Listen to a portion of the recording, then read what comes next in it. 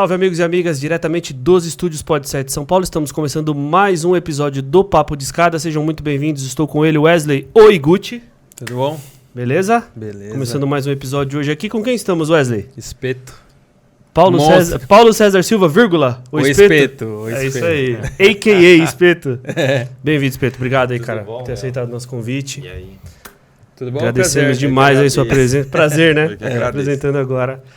Antes de a gente entrar aqui no detalhe do nosso convidado e também de lembrar você que está assistindo a gente de se inscrever nos nossos canais e acompanhar o Papo de Escada em todas as redes sociais.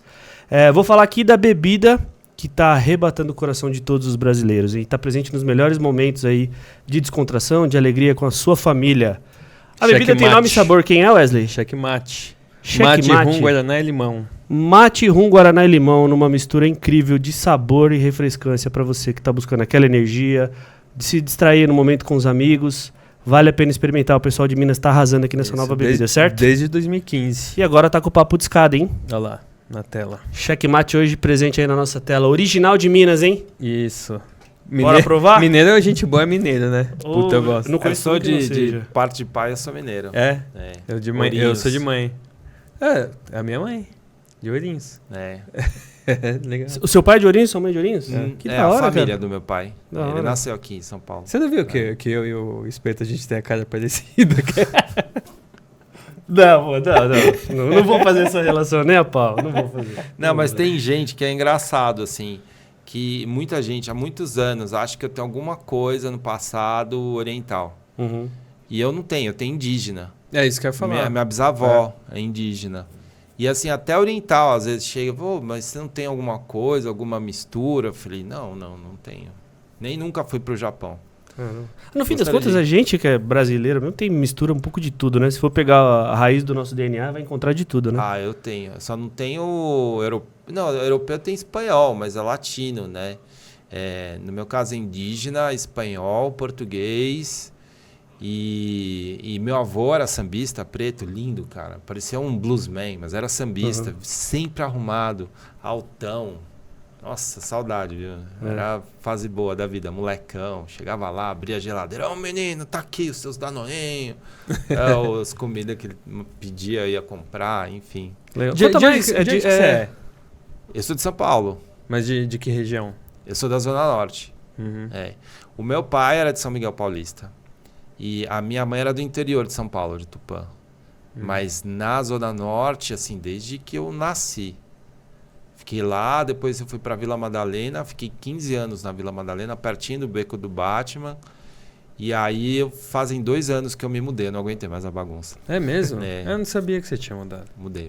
Agora tô num lugar quietinho, só passarinho cantando, ninguém fala com ninguém. Mas é muito seu perfil, né? Eu tô falando porque assim, ó, você fala que eu acordo cedo. Quando eu Você acordo, não dorme, não fala que você acorda cedo. Pergunta a hora que eu acordei, né? Tipo, ele lá ele já tá postando. Entendeu? Ele realmente dorme cedo também, não dorme? Durmo cedo. Vocês vão ver que durante o podcast eu já vou começar a pescar. Eu, 5 horas da manhã, já tô de pé. E é natural, assim, você não põe pra acordar, não se programa pra acordar, já é orgânico. Não, o corpo já acostumou. Eu era um cara da noite, saía toda noite, assim, isso até sei lá quantos anos, 30 e tanto. Trabalhei em show uma época e era de ficar varando noite ou até altas horas. Minha média de ir pra cama dormir era 2, 3 horas da manhã. Mas como eu trabalhava demais, só parava quando ficava doente. Eu literalmente só parava doente de trabalhar. E eu comecei a ver que não estava me fazendo bem, né? Comecei a me questionar uma série de coisas. Eu falei, vou inverter. Em vez de dormir 3, 4 e meia da manhã, eu vou começar a acordar cedo. E aí parece que é uma maldição, porque você nunca mais consegue acordar 9 da manhã. Eu posso ir dormir, sei lá. Eu sei bem vou como numa que é festa, cheguei 2 da manhã em casa, 6 horas eu tô acordado. Que é o máximo, né? Normalmente se a festa é 5... 6 e meia é o máximo. Caramba. É. E aí, assim, aquela rotina, você já tem ou não? Eu sou super regrado. Bem regrado. Atividade física, alguma coisa assim? Sim. Eu nunca fui atleta e nunca fui sedentário. Agora, como eu tô chegando a uma idade mais avançada, vou fazer 52 em dezembro. O teu corpo já não é mais o mesmo. Então, o que eu tenho é um ciclo que acho que muita gente deve passar, que é assim, você vai treinando, vai se empolgando, vai tendo resultado, vai indo. Aí você ou vai ter uma lesão, ou teu corpo vai sucumbir. Tua imunidade, tudo vai cair. Então, eu cansei desse ciclo. Então, eu tô indo bem devagarzinho. Eu tô me recuperando num ciclo desse, que caí, eu fiquei, tipo, doente, porque caiu a imunidade, tudo. E então, agora eu tô indo bem devagarzinho. E o que você tem feito além do tênis de mesa? Que você já contou nos bastidores pra gente eu aqui. gosto de correr. Eu gosto de correr. Corro mal, paciência, eu falo. Mas eu sempre gostei de correr. Para mim é uma grande meditação, assim. E eu nunca fui de correr rápido, eu nunca tive esse pace, assim. Mas eu já fazia umas quilometragens que eu gostava. Tipo, mais na resistência mesmo do que na... Fazia tipo 12 quilômetros, um dia sim, um dia não. Aí uma vez por semana fazia 15. Mas no passinho, né? Mas você vê pelo porte físico que é de resistência, né? Você consegue identificar isso. Mas também uma coisa muito presente em você é música, né? Também, sim, né? Sim. Eu acho que assim, como eu falei que eu só parava, né, doente, eu realmente fiquei doente várias vezes e coisas sérias. Eu, por exemplo, comecei a convulsionar. Caramba. De tanto estresse, de tanto trabalho, faz bastante tempo. Acho que era antes de ter o nome burnout, né? Que falam hoje, né? Total. Não tinha burnout, não tinha um monte de nome. Né? Menos esse. E aí eu resolvi fazer um ano sabático, isso foi em 2008. Aí mudei a alimentação, comecei a fazer yoga, e desde 2008 pra cá eu me cuido muito. Eu não bebo, não como um monte de besteira também. Às vezes, vai. Mas eu fiquei anos sem comer um monte de besteira. Você falou que tem 52, mas pô, tá no shape, né? Tá em dia. Faz tempo que ele já tá nessa pegada saúde mesmo, né? Saúde. Me preocupa. Eu sou muito encanado com saúde. Cara, eu tive uma pira dessa há pouco tempo, assim, de ver muita gente com idade, assim, 70, 75, 80 anos, não tendo condições de se sustentar no próprio corpo. Sim. E aí eu fiquei meio assim, eu falei, cara... Eu tenho pânico disso, de verdade. De alguém ter que cuidar de mim a ponto de eu não conseguir levantar sozinho. Sabe? Com certa idade. Vi gente da família, assim, e tal. Falei, cara, preciso me cuidar. Mas e outra, a pessoa adoece e a família junto, né? Não, arrasta todo junto. Não, eu vivi esse drama com meus pais, né? Perdi meus pais.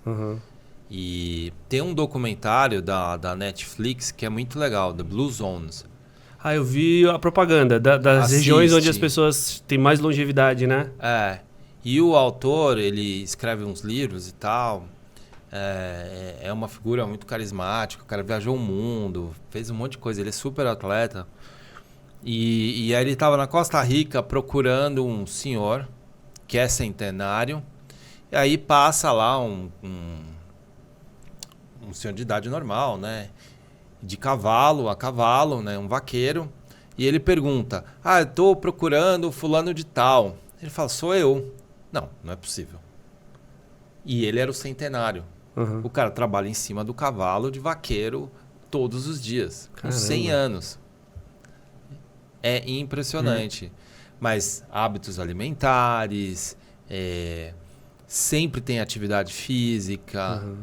Eu acho que é uma questão muito importante pra gente, né? Porque a saúde física, a saúde mental, tudo para que a gente possa desfrutar a vida, né? A vida não é trabalho só. O corpo vai carregar a gente até o fim dos nossos dias, né? Então a gente tem que cuidar dele. Eu sempre brinco, eu falo, pô, você já viu um taxista cuidando mal do táxi? Parando em qualquer lugar? É raro. Por que a gente faz isso com o nosso veículo, né? Que é quem vai levar a gente pra frente. Vamos cuidar disso aí direito. Então, eu fiquei um pouco com isso. Faço atividade física por isso. Não é pra hoje. É pra daqui 30, 35, 40 anos. Entendeu? Pra ter idade, né? saldo muscular. 40 anos já, pô. Espeto, mas vamos puxar agora pra coisa da arte. Como que foi a sua iniciação na arte? Então, eu sou caçula, né? E meus 3 irmãos são artistas. Meus 2 irmãos, né? Porque somos em 3, né? Como eu falei, meu avô era sambista. Então, na casa do meu avô tinha muito instrumento. Né? Tinha violão, tinha instrumento de percussão, tinha saxofone, tinha trompete. Ele era de escola de samba também, né?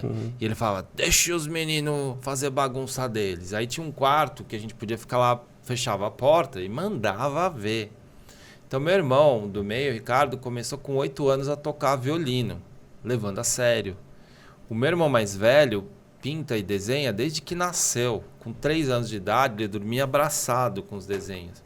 E eu sempre fui o mais devagarzinho, assim, mais lento, mais bobinho e tal. Eles foram muito precoces. E eu não, era mais... Mas eu me divertia, porque para mim fazer arte era estar com meus irmãos brincando. Então isso me trouxe uma leveza e uma falta de expectativa de ser um grande artista. Eu não tenho isso. Foi de forma despretensiosa, assim. Passei as fases românticas de jovem, adolescente, de querer ser famoso, de querer ter um nível absurdo. Mas eu sempre, de certa forma, sabia o meu tamanho. Porque como eu não tinha nem como chegar perto ou competir com meus irmãos, eu vou fazer o que eu sei, do jeito que eu sei, né? Então começou muito cedo. Começou criança, de fato. Minha mãe levava a gente para fazer curso de pintura, escultura, né? Aí levava para fazer natação, que eu odiava natação. Aí... A coisa foi indo até que em 85, que está aqui no livro, foi o fim da ditadura militar. E eu tinha 14 anos. Então eu já era um jovenzinho ali, adolescentezinho, já querendo fazer alguma coisa, se afirmar, né? Ter uma identidade. E como já tinha essa sensação de poder, de ter liberdade, porque minha infância foi no militarismo, né? Documento da censura para ver um desenho animado da Hanna-Barbera. Isso foi muito forte. E nesse ano a gente viu o Beat Street. E aí eu conheci o grafite. Eu já andava de skate, mas aí eu conheci o grafite. Aí ferrou. Tô aí nessa até hoje. É tipo aquela paixão que nunca acabou. E... Já tinha uma cena ali rolando? Não tinha. Eu só conhecia eu de grafiteiro, basicamente. Eu vi e o você filme já tinha esse apelido? Santana. Já. Surgiu como? Cabelo. Imitando Sid Vicious. Eu pegava sabonete e fazia assim, ó. Ia pra escola, torcia pra não chover, né? Pra não ficar aquele shampoo escorrendo, né? Que era o sabonete, na real. E aí porco espinho e aí virou espeto. E aí não... Até hoje, né? Pegou. Mas assim, eu era um péssimo aluno, sempre fui, desde criança, nunca consegui prestar atenção na aula, nunca fiz nada direito na escola. Talvez eu devesse ter ido para uma Waldorf se tivesse conhecimento, alguém soubesse dessa escola. Então eu repeti algumas vezes, assim. E aí eu parei, eu tentei começar o primeiro colegial no Carlos de Campos. O Kaká. Mas em 4 meses eu já tinha reprovado em todas as matérias. Aí eu parei de estudar. Meus pais, óbvio, né, já sabiam disso. Minha mãe sempre foi de apoiar a gente. E meu pai falou, faz o que você quiser da vida, você só tem que ganhar dinheiro. Porque meu pai é um cara que veio da miséria. Ele era dessas crianças que vendiam balinha na rua, né? Mas como era São Miguel Paulista, ele vendia coisas para nordestinos. Ele pegava uma tabuinha, punha, sei lá, feijão, fumo, não sei o quê, e saía na rua vendendo. Era o marreteiro da época, né? Que falava, né? Mas com 30 meu pai ficou rico. Então ele teve que acreditar nele para vencer tudo. E a gente não tá falando no mundo de hoje, a gente tá falando no mundo daquela época. Que é muito mais difícil, né? Pô, né, com malandragem, com preconceito, com uma série de coisas, sabe? Então, para ele, faz o que quiser, filho, porque eu fiz. Ele era vendedor, né? E seja bom no que você faz, né? E ganha dinheiro. O negócio dele era ganhar dinheiro. E aí eu comecei a fazer camiseta, fazer tudo que aparecia, assim. Naquela época tinha a locadora, né, de vídeo, então fazia lá um Indiana Jones, um Mario Bros, que já tinha Mario Bros, Star Wars, aí... que mais? Como grafite, você tá falando? Não exatamente, com pintura, né? Mas em parede, tudo isso. Em parede, pegava a tinta de parede e fazia lá, meio realista e tal. Às vezes eu usava spray, porque era muito difícil ter spray, saber usar, isso demorou muito tempo. E fui me aventurando, assim. Quando eu conheci os Gêmeos, eu já já tinha bastante trabalho, assim. Você, né? É eu. É porque eles falam toda hora, eles falam, eu aprendi com espeto. Não, sei lá, é que eles são muito bonzinhos, né? Não sei se eles... Mas isso é constante. Eu acho que quando a gente principalmente adolescente, a gente começa a sair da nossa referência familiar para os amiguinhos. O mundo ainda é muito pequeno. É da casa para a escola, rua, e esse mundo vai ampliando com a maturidade, né? E então, quando você é muito novo, você precisa de referência. Toda a tua referência é muito importante, que é fora da família, que tem alguma coisa a ver com você. E então eu acho que eu fui essa referência de que era possível trabalhar, que era possível fazer algo com desenho. Eles têm quanto de diferença de idade assim pra você? Acho que menos 4 ou menos 3. Acho que é 6 anos, E você conhece ele que época, mais ou menos, assim, eles? Eles copiaram o desenho seu, não foi? Tipo, tem um negócio assim. Mas um copiava do outro. Sim, mas eu acho que talvez eu devia ter 18. Ali, finalzinho dos 80, então? Porque eles estavam no campus... Não, eles estavam na praça... São Bento? São Bento. São Bento, é. Aí, eu e o Binho, a gente era da Zona Norte, então curtia skate, então tinha um pouco do punk ali, né? A gente não se vestia que nem um b-boy. A gente se vestia com skatista, mas que tinha algumas referências do punk. E aí a gente tava grafitando na Igreja Renascer no Cambuci. E tinha skate, banda. E aí alguém falou pros caras, imagina aquela época, né? Era no boca a boca, não sei como é que... Alguém deve ter ligado, né? Ó, tem uns caras grafitando na tua área, hein?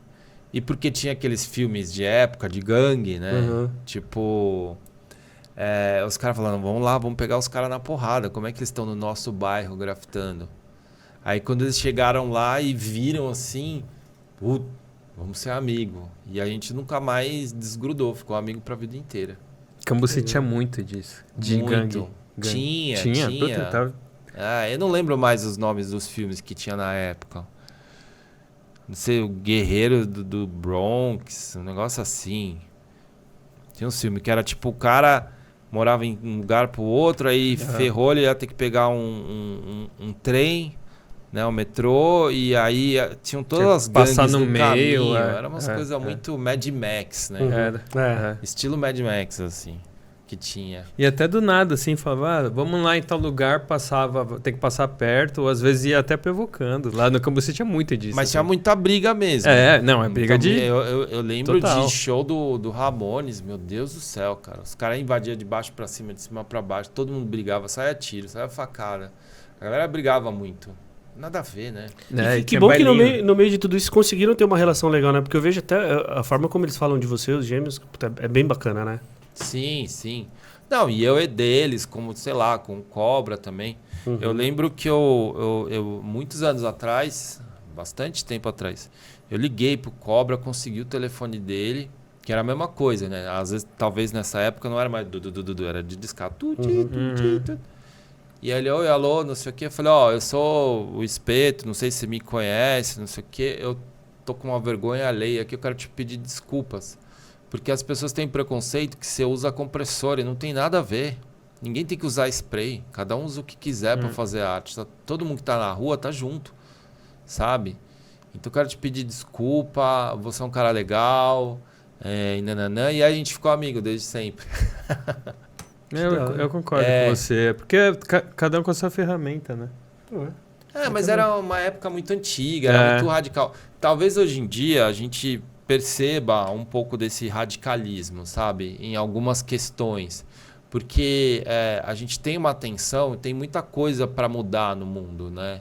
A gente passou por questões políticas, a gente passou pelo Covid, agora a gente tem guerra, todo o problema climático que a gente já está vendo no mundo. Então, é muito difícil não ter uma tensão, né? Hoje em dia a gente tem isso, as pessoas estão muito tensas, estão muito reativas.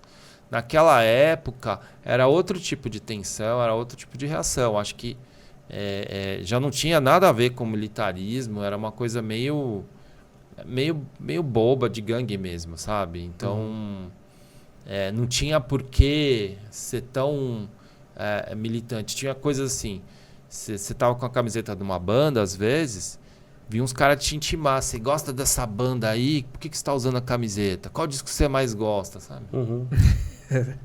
Tipo... Não posso, né? Era estranho. Hoje tem um pouco disso no futebol, né? Futebol Isso era ao contrário, né? Foi piorando ao longo do tempo. Queria te perguntar o seguinte, pergunta bem de leigo mesmo, que conhece pouco de arte. Como é que é você olhar um desenho aqui, onde você tem a noção natural da proporção e de repente passar por uma parte maior? Ou seja, quantas coisas ruins você fez para começar a falar, puta, tá ficando bom? Então, acho que quando alguém pergunta isso, eu dou uma resposta que a pessoa fica, parece que eu não respondi. Que é assim, é igual papel. Porque a dificuldade que você vai ter no papel é de preencher um espaço. Só que você acostuma. Você tem uma folha de sulfite, que não é muito diferente daqui da capa do livro. Você acostuma. Então, tua mão, todo o teu corpo, tua memória corporal vai acostumar a fazer uma cabeça desse tamanho, um corpinho, um bracinho, não sei o que, para preencher esse espaço. Que é tipo como se fosse uma janela. Quando você vai fazer um prédio, é a mesma coisa. Você vai preencher o espaço. Então, o que acontece? Hoje em dia, a gente tem mais recursos e tem mais tecnologia. O que determina a forma de desenhar num prédio grande ou num muro muito grande é o maquinário que você vai usar. Então, por exemplo, vamos fazer um prédiozinho aqui, ó. Não sei, dá para pegar na câmera ali? Tá. Existe uma máquina que é o balancinho, que é como se fosse um elevador externo, né? Que quando a gente está pintando, as pessoas conseguem ver. Então ele vem assim, ó, por fora. Essa estrutura, essa base, essa plataforma, ela tem 1 metro. E você está a 20 centímetros da parede de distância. Então você tem 1,20 m de recuo, que é menor que o teu braço, na verdade. Então você não tem como ver um desenho de 20 metros. Então você vai projetar ou quadricular, tá? Que é o Cobra que faz, ninguém consegue fazer que nem ele. Esquece, o cara é o mestre disso, eu não sei. Eles pegam, quadriculam um prédio inteiro e desenham. Eu acho muito doido isso. A gente projeta, que não é uma operação fácil dependendo do lugar. Às vezes tem que ir num prédio, num outro prédio, pedir autorização, às vezes para ir na casa de alguém e projetar de lá, de madrugada. Quando você tem um maquinário que é de chão, que é como se fosse um guindaste, uma grua, você tem aquele braço mecânico.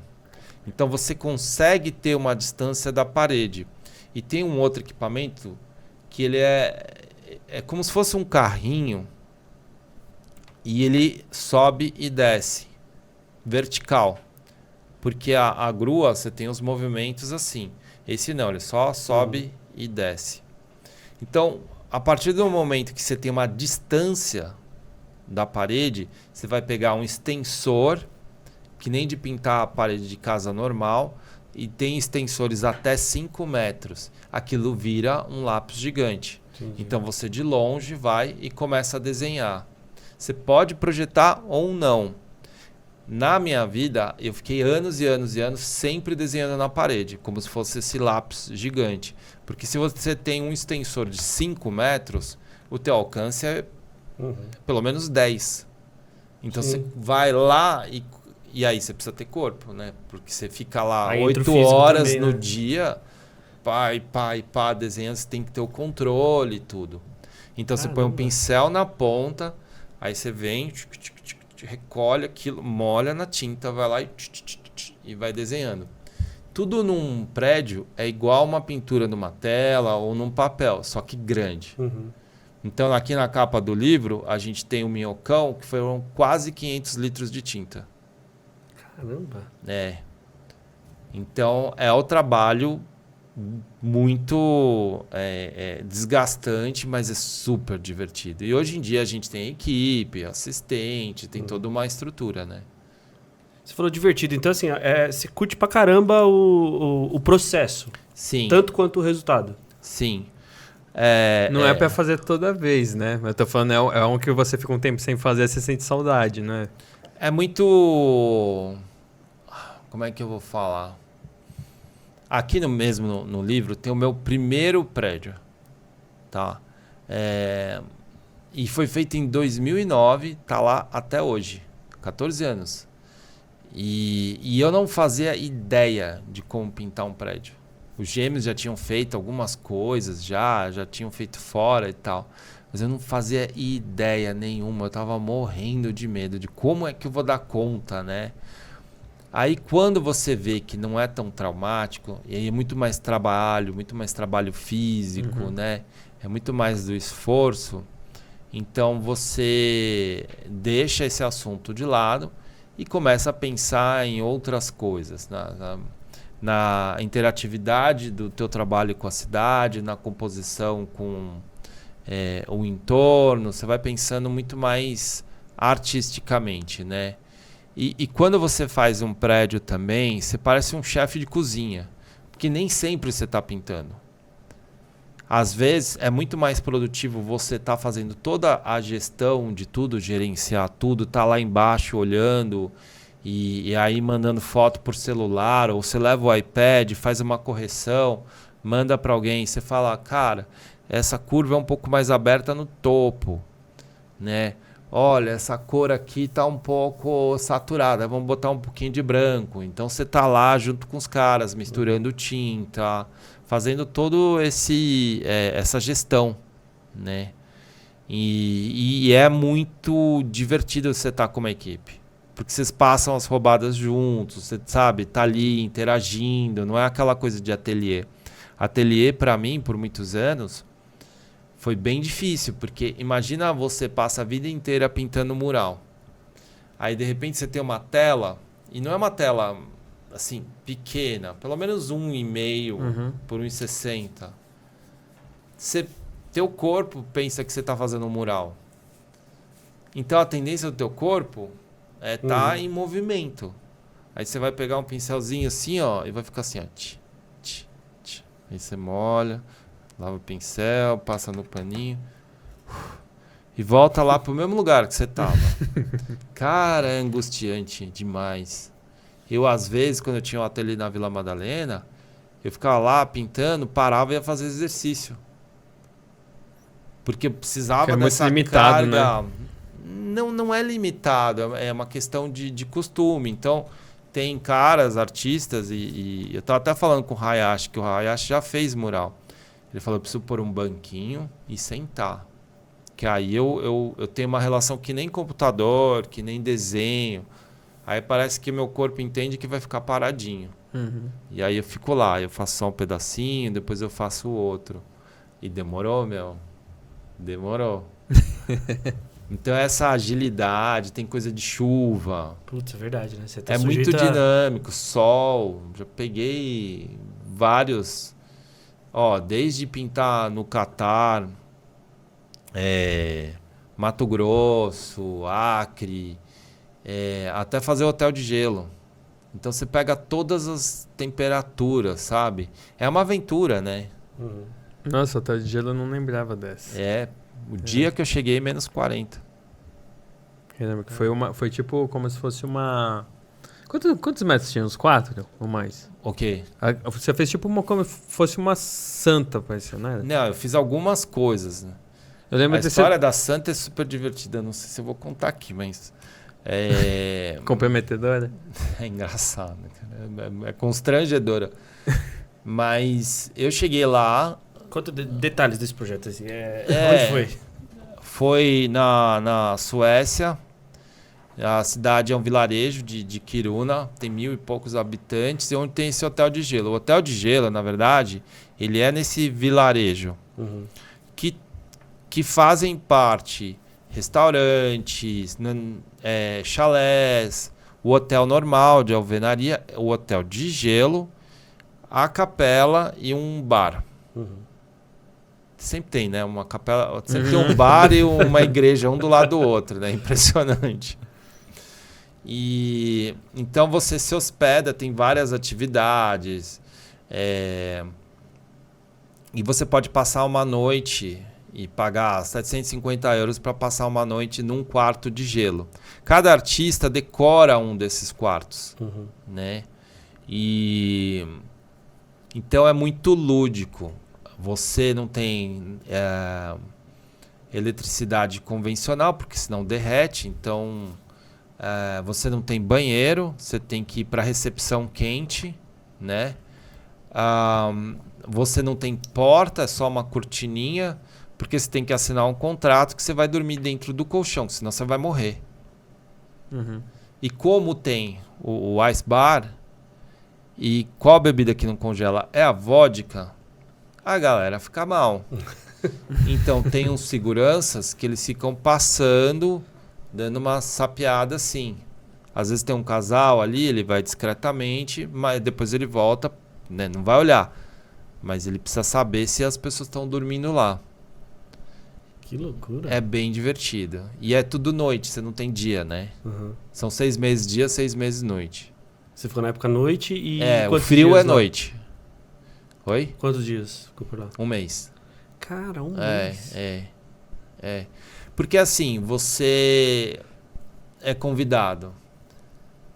Eu sou grafiteiro, né? Eu já fiz alguma coisa de escultura, mas muito pouco, você sabe bem. Aí, de repente, você chega lá, você tem que esculpir num material que você não conhece. Não domina, que é né? gelo e neve.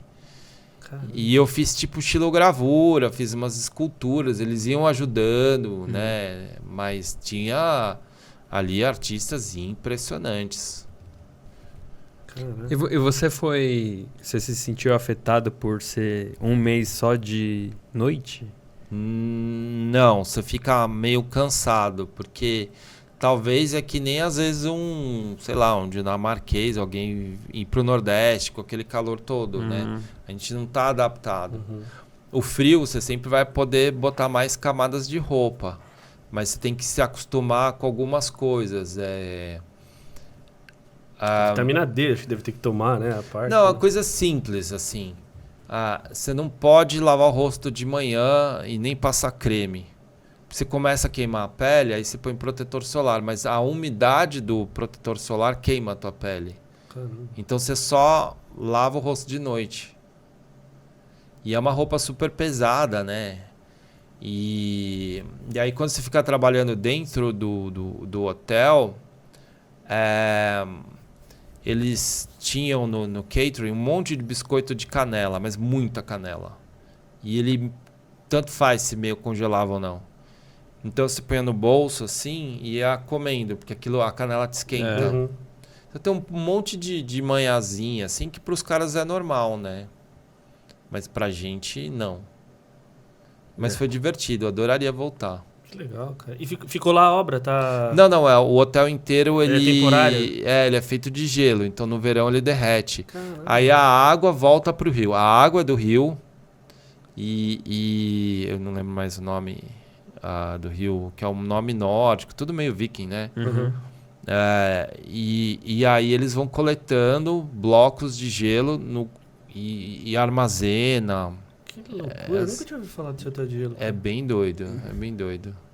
Isso é muito legal. Que ano que foi? 2014, foi por causa da Copa do Mundo. Aí no final, os artistas podem dormir nos quartos que eles fizeram as esculturas. Mas como eu fiz a recepção, eu falei, eu não vou dormir na recepção. Eu queria o quarto quentinho. Eu falei, eu vou pular essa, cara. É muito cansativo. Tinha mais artista brasileiro? Não, só eu. Assim, da América do Sul, só eu. Ô Espeto, fala um pouco também pra gente da sua experiência no mercado publicitário, porque você teve essa bagagem, né? Sim.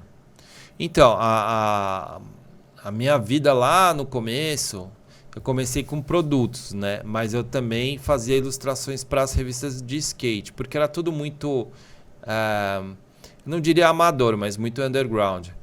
Então, como você tinha que saber andar de skate e desenhar, naquela época, era pouquíssima gente. Então era eu e o Binho, depois veio o Tinho, depois veio o outro. Tinha o Billy Argel, que era o master do universo, assim.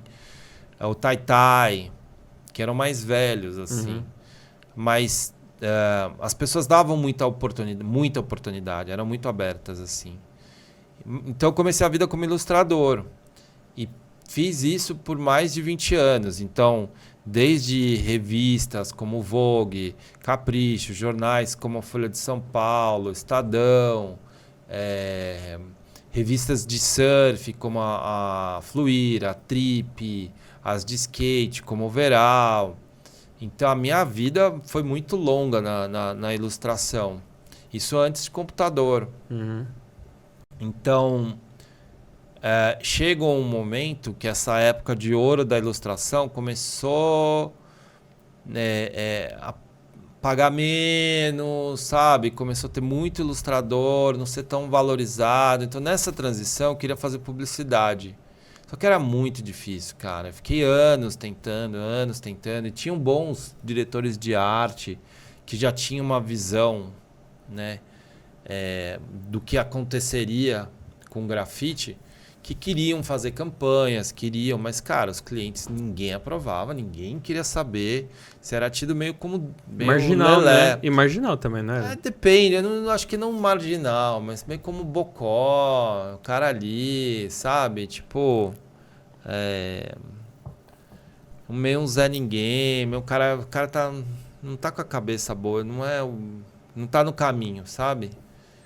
Porque não era o que todo mundo fazia, eu que fazia também cartoon para tipo desenho animado, a galera era tudo Disney, então eles olhavam para mim, achavam legal, mas achavam que não tinha nada a ver, sabe? Isso não dá certo. Então, eu não lembro qual foi o primeiro trabalho de publicidade, mas eu lembro que eu já tinha um agente na época, a gente tentava. Lembrei. Eu fiz coisinhas pequenas, assim. Eu tava duro, tava passando uma situação mega difícil de vida. Eu já tinha vendido o carro.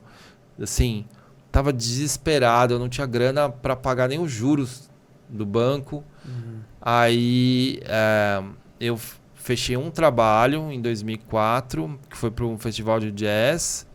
E na sequência, em 2005, aí eu fechei 2 campanhas. A Brahma Internacional... e o carro Fox da Volkswagen na Dinamarca. Então, aí eu que tava duro, a galera me chamava, vamos tomar um café na padoca? Não, valeu, porque eu não tinha dinheiro. Eu voltava para casa, tipo, sabe, fazer um monte de caminho a pé, porque eu não tinha grana para busão. Aí, de repente, eu tô viajando o mundo, ganhando em dólar, em euro, e ficando em hotel bom, e tudo business class. Porque a Embev te paga business class para viajar. Que virada, hein? Sem saber falar inglês. Então eu tive que aprender muita coisa muito rápido, cara. Foi muito desafiador. Mas como eu já vinha dessa vida difícil, assim, de batalhar para as coisas acontecerem, então eu encarei tudo. Não era novidade, assim, né? Não era novidade. E, graças a Deus, né? Se eu fiz tudo isso ganhando pouco e ganhando mal, por que não fazer isso ganhando bem? Então... me esforçar para tudo, né? Então, sei lá, desde perder voo, porque você não entende uma palavra em inglês, naqueles aeroportos, não sei o quê, comunicação, aí você se esforça para aprender rápido a língua, como dar conta daqueles prazos malucos, e as campanhas eu fazia em casa, né? A parte, aí já era muita coisa digital, já também. Então eu trabalhei demais, assim. Aí que eu cheguei nesses burnout louco em 2008. Ah, tá. Foi daí que foi... Foi no mercado publicitário. Foi, me enlouqueceu. E aí eu falei, não. Agora eu quero, né, yoga, bababá. Aí em 2010 veio um grupo, acho que 2010 mesmo. Veio um grupo não eram só americanos, tinham ingleses, tinham pessoas de outro país, da Coca-Cola, para fazer um tour ali no Beco. Já tinha feito para o CEO da Nike, já tinha feito para uma galera. Eu fazia, já morava tipo, ali perto? Tour. Eu morava na rua do Beco. E aí tinha esse inglês assim, tava muito cansado, cara, muito cansado. Eu falei, meu, você tá cansado, minha casa é aqui em cima, pega a chave, vai lá, dorme um pouco no sofá, meu, você não precisa fazer tour aqui, sabe? Tipo, descansa, se quiser tomar até um banho, meu, tá aqui a chave. Ele ficou muito... impactado? Ele falou, cara, nem me conhece, né? Olha o tipo de empatia, né? Uhum. E lá ele decidiu que eu ia ser o cara que ia fazer a campanha mundial da Coca-Cola, que foi uma campanha para 158 países. Caraca. E aí eu que achei que tinha trabalhado muito, aí que eu fui ver o que era trabalhar, meu. Aí eu enlouqueci. Caramba. E você recém tinha feito seu primeiro prédio, né? Você falou que foi em 2009, né? Oi? Você falou que o primeiro prédio foi em 2009, né? Isso, você recém isso. tinha feito... E aí, cara... Aí o jogo virou de vez. Foi meu, isso, né? eu ficava meses dormindo 4, 3 horas por dia. Caraca. Isso de segunda a segunda, assim. Era enlouquecedor. O logotipo da Coca-Cola foram 6 meses. E aí, tipo, todos os boards, né? A diretoria global aprovou. Então, puta, aleluia, 6 meses para fazer um logotipo. Aí o jurídico barrou. Aí começa de novo. Nossa.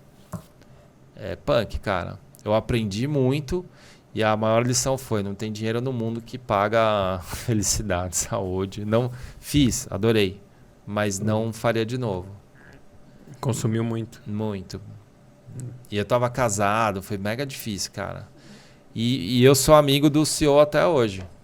Que legal. Criou uma relação muito boa, sabe? De muito respeito. Uhum. Bacana. Foi bom. Você já tinha ideia nessa época de um dia contar essa obra aqui através do livro? Eu queria entrar um pouco no livro, não sei se você já tá... Não. O projeto do livro tem um tempo já, tá? Não exatamente dessa forma, mas muito próximo a isso. Eu acho que você não tem como você explicar um artista falando só dele. Você tem que mostrar todo o entorno, porque ele veio de um grupo de pessoas, de uma família, de um bairro, de uma época onde as coisas aconteciam. E eu queria meio que situar um pouco isso. Talvez antes, falando um pouco mais de comportamento, abrindo mais. E foi difícil porque as pessoas, para variar, não acreditavam. Então, para você falar de... E não era arte, eu queria falar de cultura, de comportamento, de uma série de coisas. A primeira galera que eu fui atrás falava que não, que era muito pretensioso, que um artista não pode falar disso. Eu falei, cara, que tinha que ser críticos e não sei o quê.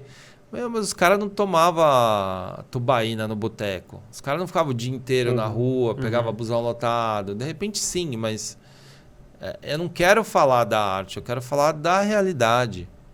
Né? De como um jovem vai crescendo, conhecendo pessoas e se descobrindo. Né? Como é que várias pessoas vão se descobrindo ao mesmo tempo. Como é que várias pessoas lidam com essa falta de respeito e credibilidade. Daí o nome Geração Perdida. Eu até achei, legal, provocativo. Legal, tão legal quanto provocativo, né? É. Porque ele tem um porquê, né? Tem toda uma história, né? Tinha uma expressão que as pessoas falavam, você não tem futuro. Né? Porque ainda tinha aquela coisa do advogado, do médico, sei lá, do dentista, de profissões estáveis, do banco, funcionário público. Então, você trabalhar com arte já era um negócio mais fora da casinha. E agora com grafite... Até hoje tem gente que confunde muito com pichação, né? O grafite. Olha, as pessoas... É muito legal isso que você está falando, porque assim, quando a pessoa não tem uma proximidade, ela não tem conhecimento, ela pode fazer uma confusão, é normal, né? O que não é legal é julgar. Então, por exemplo, eu nunca posso falar de pichação, porque é uma coisa que eu vejo, mas eu não conheço, né? Eu acho que nem de grafite muito, porque minha história no grafite é minha galera, é minha geração. Eu sou um entusiasta da arte, eu vejo muitas pessoas, inclusive hoje em dia, que nem são muito grafiteiros, são artistas e fazem murais, né? Vem acontecendo isso e é muito empolgante. Então eu acho que tudo bem, a proximidade é esclarecedora. Para todas as questões que a gente pensa ou que tem preconceito, então chega mais perto, tenta conhecer, tenta saber, tenta aprender, tenta trocar, né? A gente tem, além do mundo complexo, as pessoas complexas. Então não existe pessoa boa ou pessoa má. A gente tem um pouco de tudo. Né? Às vezes o cara pode ser um cara de extrema direita e ser um puta pai, um puta cara legal. E fala umas besteiras, mas na vida prática é uma pessoa boa. Às vezes está ajudando, sabe? ONGs ou entidades e não sei o quê, mas o jeitão, aquela coisa antiga, não sei o quê. As pessoas são complexas. A gente não pode limitar assim. É muito... Eu não vou dizer que é muito cruel, mas é muito pretensioso. Então chega perto, conhece, dá uma chance para a pessoa mostrar o que ela tem de bom e ruim, sei lá.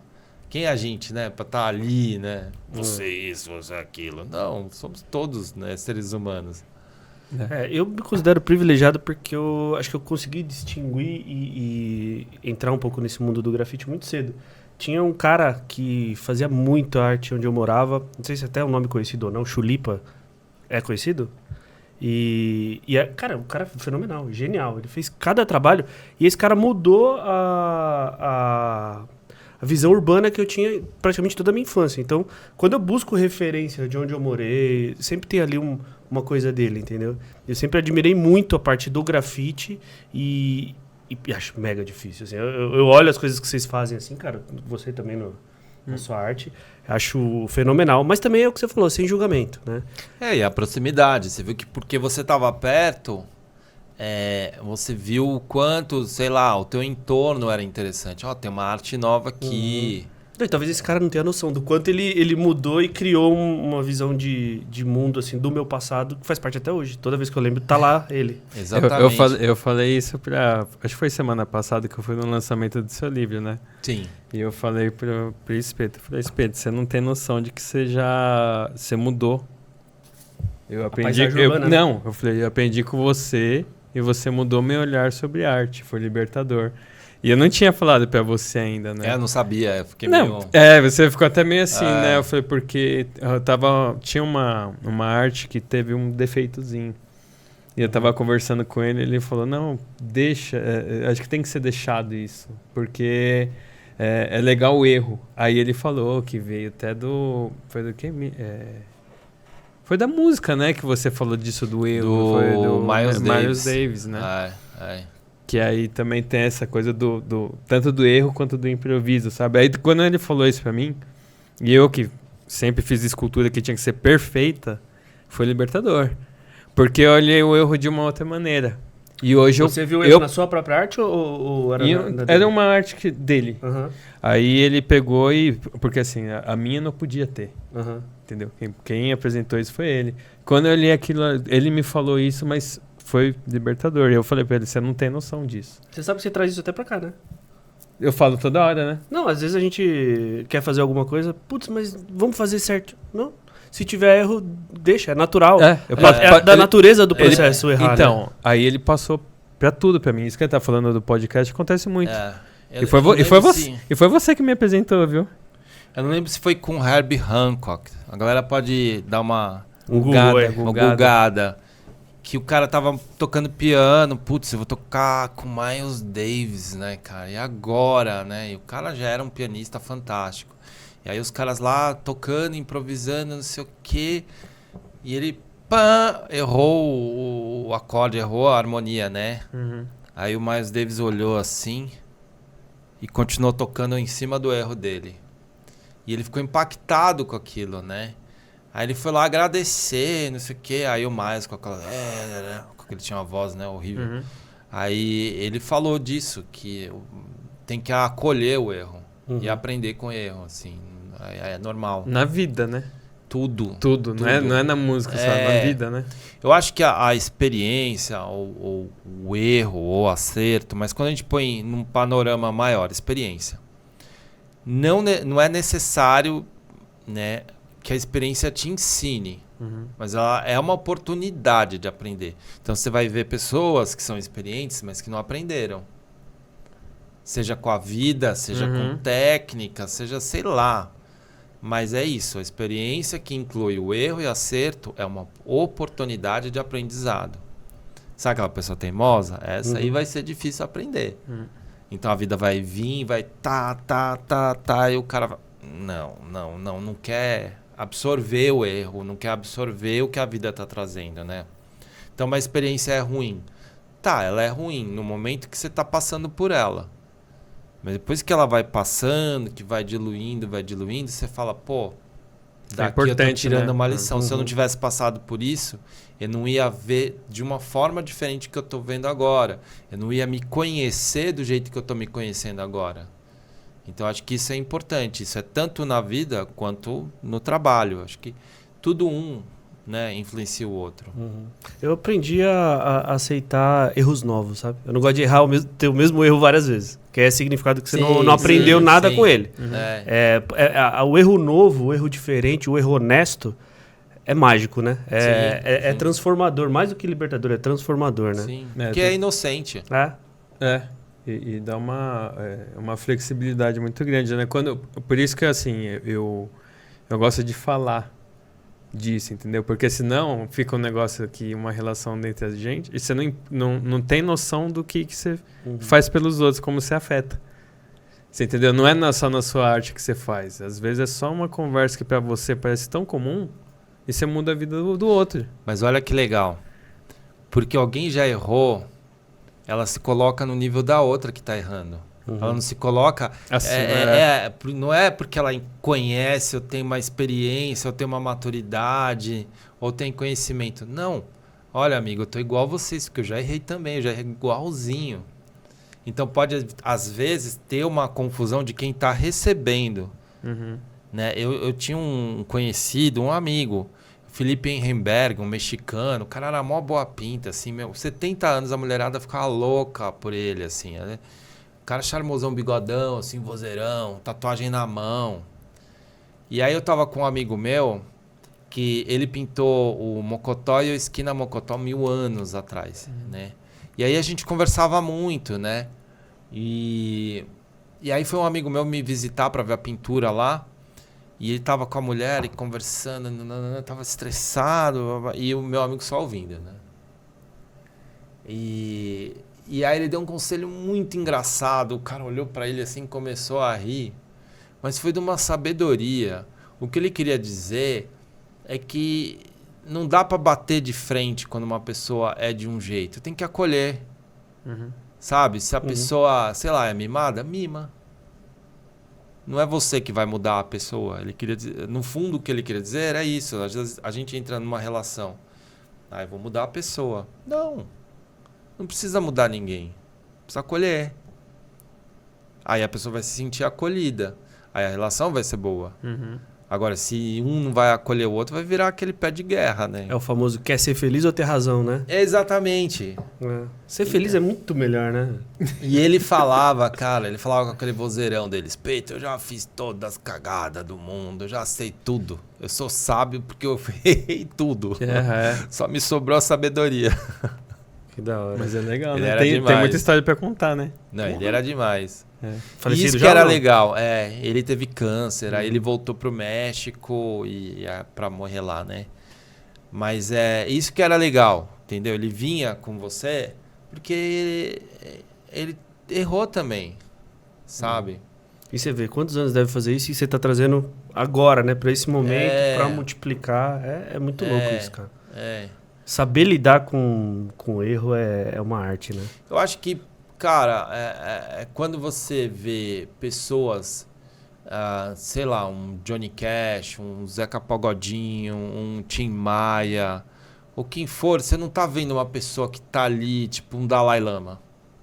Mas são pessoas que são muito valiosas porque estão cantando o drama da vida, né? Naquela hora você precisa ouvir alguém que tá ou passou a mesma energia que você. Não é alguém que tá ali nem diria cristalino, né? Porque o próprio Dalai Lama teve um evento da linguinha lá, tadinho. Ele deve estar pinel da cabeça. Então, assim, você vê que não dá para se colocar santo, entendeu? Não dá para se colocar... não estou lembrando a palavra agora. Nessa condição de... De intocável, talvez? Alguma coisa não assim? é intocável, é uma pessoa... eu não consigo lembrar agora.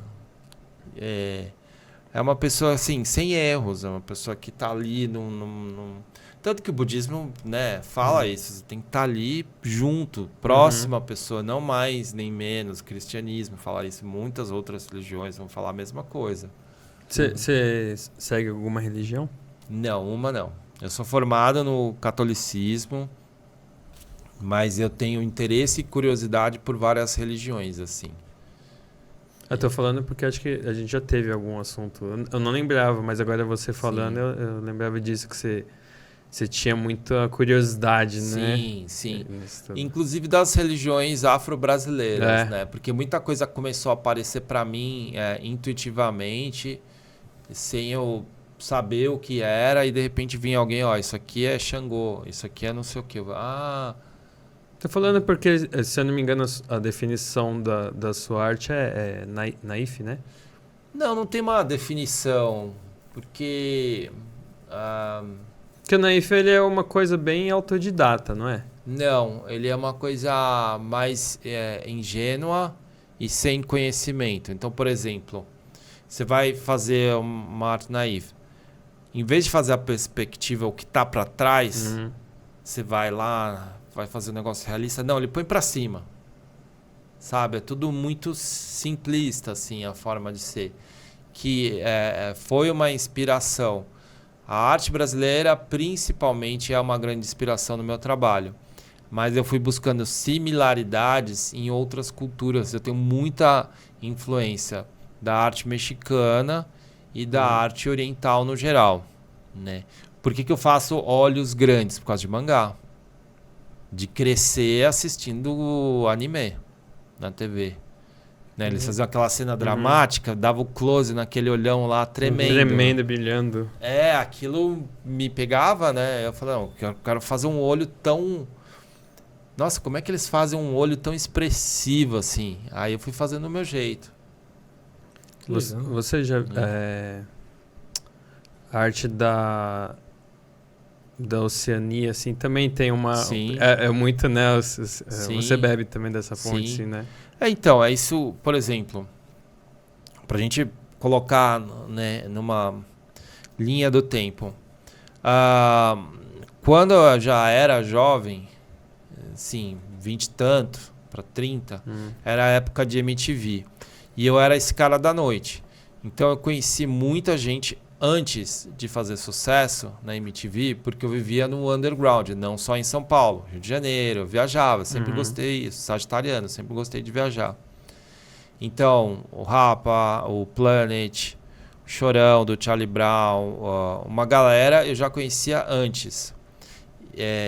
E trabalhava para a revista Bis, que era uma revista de música da época, né? Então eu já estava no meio da música, já... E eu acreditava que a gente tinha que ter uma identidade brasileira no grafite. Porque eu via Nação Zumbi, Raimundos, eu fiz o primeiro disco deles, o Planet Hemp, com a coisa, né? Sepultura e outras bandas, né, que tinham essa cara brasileira. Era uma coisa que estava se formando ali. Aí eu comecei a falar com a minha galera, com o Binho, tinha o Vichel, os Gêmeos. Por que a gente tá fazendo um grafite americano? A gente é brasileiro, a gente nem nunca foi para os Estados Unidos. Vamos fazer uma coisa brasileira, olha essas bandas, olha que legal que os caras estão fazendo. Pra gente ser conhecido no mundo, a gente tem que ter uma arte brasileira. Uma identidade ali, né? E aí eu comecei a levar livros, eu comecei a fomentar isso na minha geração. Então essa foi a minha contribuição, romper um pouco o grafite hip hop, né? Que eu não tenho nada contra, mas tinha uma necessidade minha de ter uma coisa brasileira, de ter uma coisa da geração. Na música, no videoclipe, no grafite, nas artes, para falar, olha, nossa geração é do mundo, mas não deixa de ser brasileira. Aí que foi o que eu acho que eu fiz pela minha geração. Se encontrou. Ali Então, quando eu fiz o Raimundos, eu tinha acabado de ver uma capa do disco do Oingo Boingo, que era Dead Man's Party, que eram de caveirinhas mexicanas. E eu fiquei maluco com aquilo, porque eu vinha de um background de gostar de música punk. Punk é tudo caveira, caveira, caveira. E aí eu enlouqueci com aquilo. Falei, meu, isso é muito legal. Aí tava já rolando as coisas do Tim Burton também no cinema. Aquilo me influenciava demais. E aí eu fui descobrir que aquilo era um artesanato mexicano. E aí me deu esse clique da arte folclórica. Aí eu fui pro cordel. E como eu era autodidata, que eu tinha parado de estudar, eu não sabia que era uma gravura, como se fazia uma gravura. E fui tentando com corretivo, né, aqueles liquid paper em papel preto, pegar a chapa de radiografia e raspar. Mas eu falei, mas eu domino spray. Eu vou começar a fazer essa estilogravura, que eu não faço ideia de como é feita, com spray. E aí virou meu estilo. E como na mesma época eu comecei a trabalhar com o Rapa na estrada, como cenógrafo, pintando, fazendo grafite ao vivo nos shows, era uma técnica que cabia bem. Por causa do traço grosso, uma pessoa de, 2.000 pessoas lá no fundo, num show, poder ver, né? Luz, com tudo, ia conseguir ver aquele traço bem definido. Então, daí eu comecei a estudar em referências, né? E como eu viajava com uma banda que viajava o Brasil inteiro, eu estava no Nordeste, de repente eu estava em outro lugar, eu estava no Acre, eu estava em Minas, e aí eu tinha a oportunidade de ir em loco nos lugares e ver a arte artesanal ali sendo feita. Juazeiro.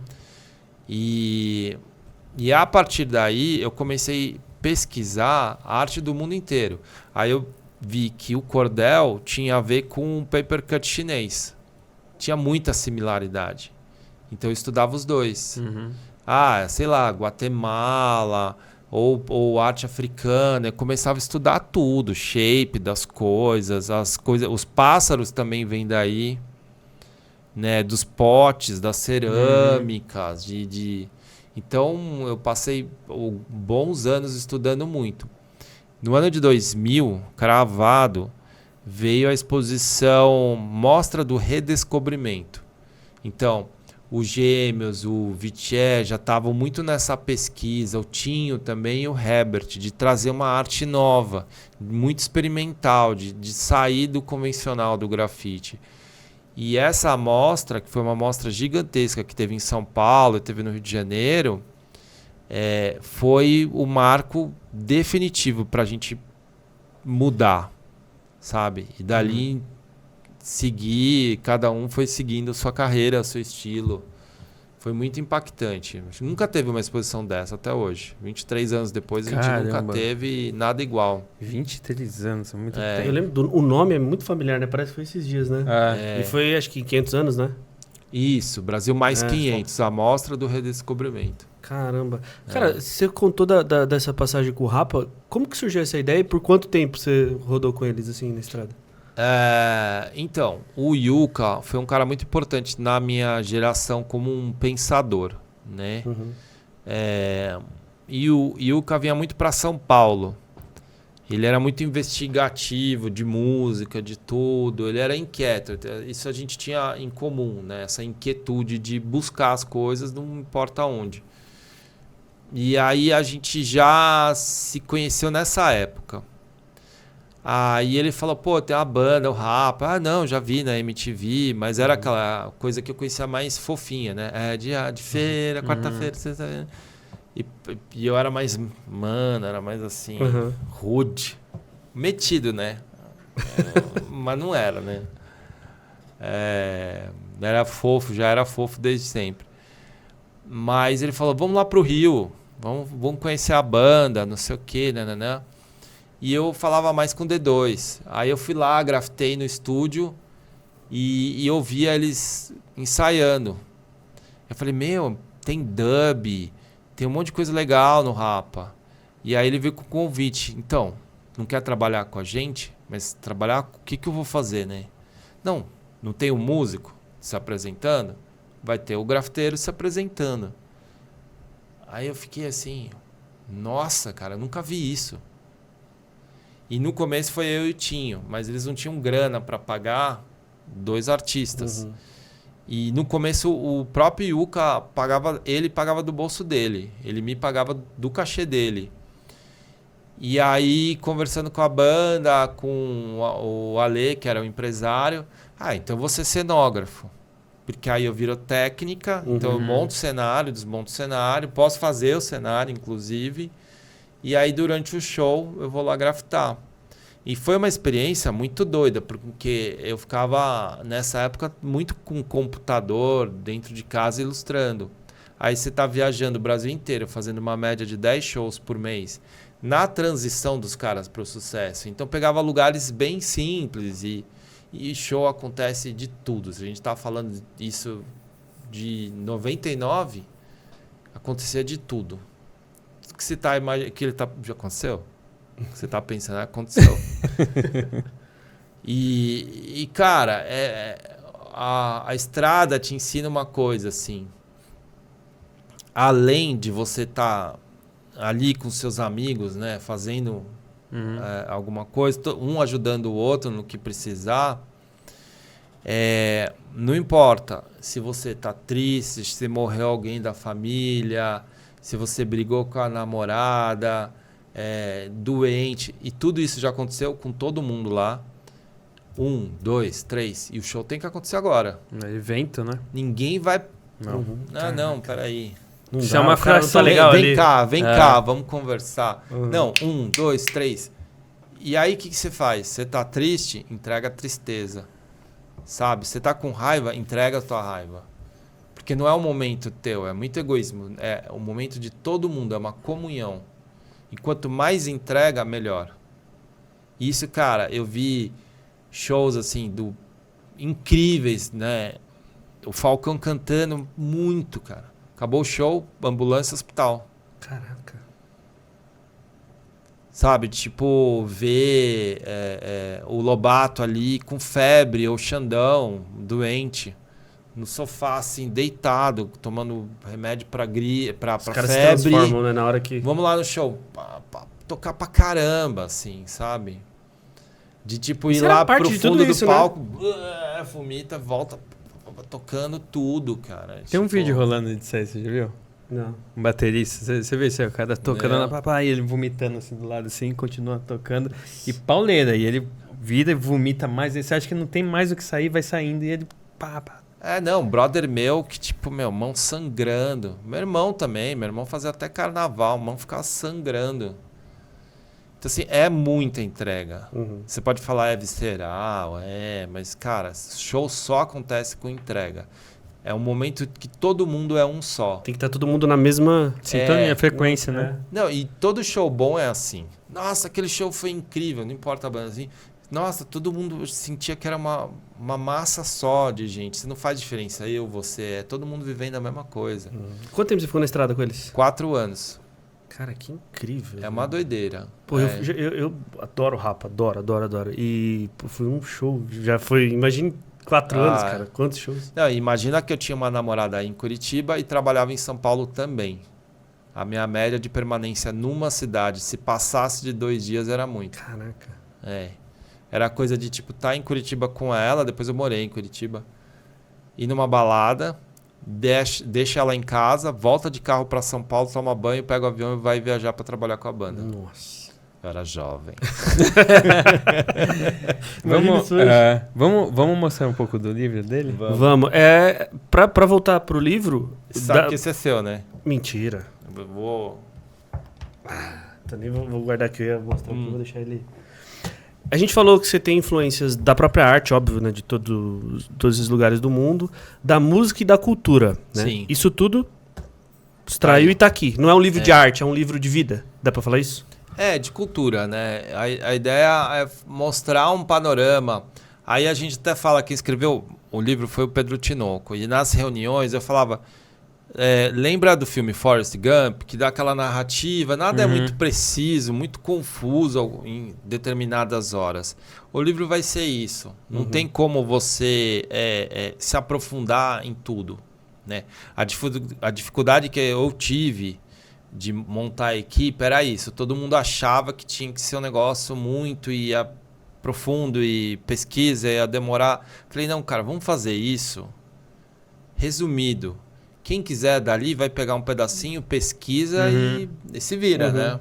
É mais apresentar, né? Então eu faço um retrato do que era 1985. A gente teve até paralelos, se a gente pensar com o que a gente está vivendo, né? A gente sai da ditadura, a gente enfrentou o fantasma da ditadura. A gente teve uma pandemia que foi a AIDS, a gente teve a pandemia do Covid.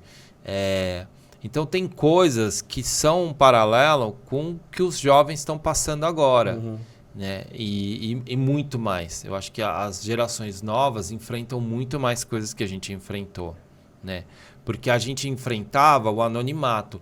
Hoje em dia, eles também, porque você vai lá, eu sou um artista que faço, sei lá, caneta Bic ou caneta esferográfica ou esses marcadores. Tá, você entra lá no Instagram, tem 5 mil que faz isso. E dos 5 mil, 3 mil são parecidos. Então, cara, é muito difícil. Na minha época, não. Era a gente. Só a gente. Com as dificuldades, mas só tinha gente, né? Se fosse para fazer assim, ó, iam ser 6. Hoje são 10, 5, 20 mil, né? Sabe? Então, o livro tá mostrando um pouco disso aí. Da hora. Acho que dá pra gente mostrar aí. Vamos lá. A capa no minhocão, né? A capa foi feita pelo Gustavo Zilberstein, que é um fotógrafo que eu gosto muito, é amigo meu. Isso era um projeto que não era pra capa do livro. E é muito doido a vida, né? Porque o projeto, a empresa faliu, que ele estava fazendo o projeto. Engavetaram o projeto. Caramba. E eu queria sair de uma capa convencional de grafite, não queria desenho, não queria nada. E desse ensaio fotográfico, a gente foi aí pro Minhocão, devia ser, sei lá, eu acordo cedo, então para mim não foi difícil. Mas foi num dia que o Minhocão fica fechado, de final de semana, mas muito cedo, porque não queria ninguém, sabe? Então essa foto de uma reflexão, né, de olhar para o passado, tudo, né, a minha arte ali que já tipo conquistou um espaço e tal. Tem bastante, hein? E a estrada, né? Ela fala muito, né? Aí sou eu molecão na Rádio Brasil 2000, né? Era muito comum nessa época a gente pintar as jaquetas, né? É verdade. E aí era uma fase que eu já tava me soltando com spray.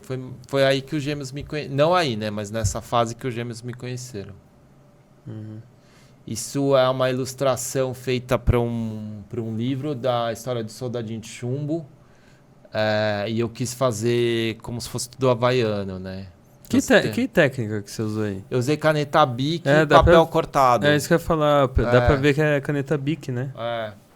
E é bonito, né, a arte com a caneta Bic. Né? Pra próxima SP Art eu vou fazer um desenho só com caneta Bic. Agora você falou, legal. Dá pra ver um pouco de cordel e dá pra ver um pouquinho de tudo, né? Olha, eu venho muito com influência dos anos 50, 60. Eu cresci assistindo Elvis, Jim Martin, Sinatra, todas essas paradas, assim. Então eu tenho a influência disso, né? Das séries de TV também, dos desenhos animados e tudo mais. E da tatuagem também. Toda essa coisa que vem desde do Rockabilly, eu tenho influência. Então aqui tem muito Elvis, né? Elvis no Havaí. Né? E aí esse aí, ó, que é o que até tá lá 2010, que eu falei que é meu Forrest Gump, né? Eu sou disléxico e tal. Aí eu fiquei sabendo esses dias, não faz nem 2 dias, que foi 2009. Então de 13 foi para 14 anos. O que é legal desse mural? Eu tava morrendo de medo. E como o voo passava por Madrid e a escala era bem longa, eu falei, cara, eu vou ver Picasso, que para mim Picasso é um grande artista predileto. Eu vou lá no Rainha Sofia, que é o museu que tem a Guernica, que eu considero das obras mais significativas já feitas na história da arte. Peguei um táxi, fui para não ter erro de errar metrô nem nada. E tem uma antessala que tem todos os esboços da Guernica. Cara, eu fiquei tão emocionado. Eu desci pro banheiro, chorei. Falei, cara, calma. Aí eu respirei fundo, entrei e tava lá a Guernica. Eu assim, ó... Vendo aquele quadro que eu só conhecia por foto, né? Por causa da guerra, tão importante. Porque o Picasso, cara, naquela época, era o artista mais famoso do mundo. A gente tá falando que não tinha Elvis, não tinha Beatles, não tinha nada disso. Então, o Picasso era o grande artista no mundo. Ele era muito famoso. E aquele trabalho que ele fez da guerra é muito forte, o Guernica. E eu tava lá, mestre, meu Deus do céu, olha o que você fez. Eu tô precisando de uma inspiração. Picasso, me dá uma inspiração. E aí eu olhei para o canto que tinha uma luminária, tem uma lanterna que tá mostrando uma cena dramática ali. E eu fiz a mesma lâmpada. Então o nome desse trabalho é Picasso Give Me Sunlight. E eu acho que eu tava tão imbuído da emoção do mestre ali, de fazer um negócio grande... E aí eu fiz essa menina, né? Ela tá entregando tudo que ela tem. O que eu tinha para entregar, eu entreguei nesse mural. E eu acho que por essa razão, criou um carinho, uma identidade com o local que ficou lá. Eu sei que eles já vão apagar e fazer outro. Mas 14 anos é muito tempo, cara, né? Demais. Eles têm muito carinho. Eu sempre recebo uma mensagem, uma foto. Esse foi o primeiro. Esse foi o primeiro. Tem 5 andares. Né? É perto do porto lá, né? Ali é uma mega portuária, né? Acho que esse é em Miami. Lá. A Miami. Esse acho que foi 2010 também. E ainda era um pouco diferente ali, a arte base. Eu quis fazer essa beata. Não foi nada muito programado. Eu escolhi um muro, que ali era uma coisa de criança. E aí eu fiz esse aí. Aí eram ilustrações que a Vera fez para o livro que a gente acabou não usando. Eu preferi mostrar o trabalho dos artistas para mostrar onde eles chegaram. Né? E aí ela fez o retrato da geração. Esse é a versão digital que eu fiz gravura, mas de um trabalho que eu fiz no Rio de Janeiro. Primeiro eu fiz o live painting no Rio de Janeiro. E por ser muito grande a obra, tem 3,30 metros, que depois eu emoldurei, botei no chassi e tal. Aquilo ficou anos, década, e não vendeu. Falei, vou fazer uma gravura, porque eu gosto muito de desenho. Aí eu fiz as gravuras, consegui vender a obra. O Tito Ferrara comprou. Você vendeu agora faz pouco tempo, não vai ter que içar, vai ter que ir por fora, assim, ó. Não passa na escada, não passa... É muito grande. Caramba. Aí é meu ateliê, aí onde eu já moro. Seu ateliê é legal, hein? É legal, falando, né? Não que eu conheça lá, mas as fotos que você faz lá Sim. são um ambiente bem legal. Esse era o da Vila Madalena. O da Vila Madalena foram 2 casas que eu aluguei e eu morava do outro lado da rua. E aí eu abri a casa principal como um galpão, né? Então é isso, é bem lúdico, sempre tem coisa religiosa, ali tem um terço. Esse terço tá na entrada de casa agora. E aí na pandemia eu me mudei. Eu fui pra uma casa, eu juntei tudo numa casa só. Então é uma casa ateliê. Legal. Aí o do Minhocão, esses que foram quase 500 litros de tinta, foi com a Souvenir. E foi essa aí que teve também depois a sua arte também estampou as latas. As latas, não foi? Exatamente.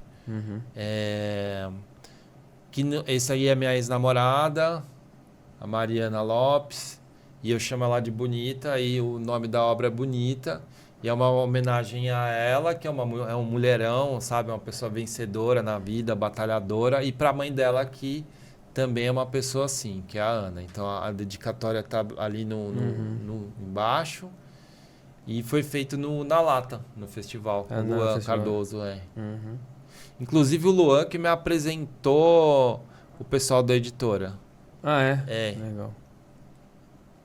Esse é o João Gilberto. Esse é o que eu mais tiro foto e fico te marcando. Toda vez que eu passo lá, eu tiro essa foto. Esse é um clássico, né?